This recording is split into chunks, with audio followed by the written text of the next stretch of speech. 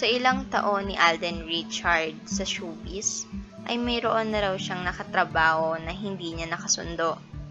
Sinabi pa ni Alden na mas pinili na lamang niya na maging profesional at hindi magpaapekto. February 12 nang ibinahagi ni Alden iyon sa YouTube ng Itbulaga.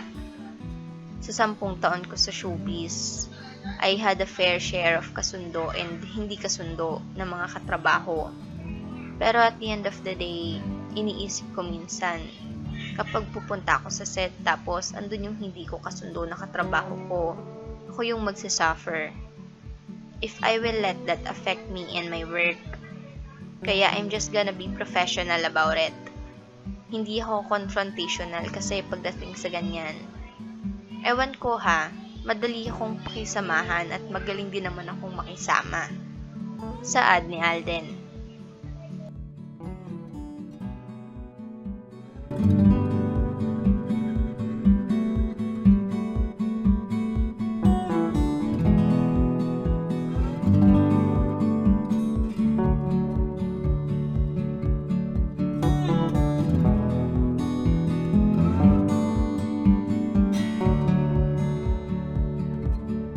Bye, share for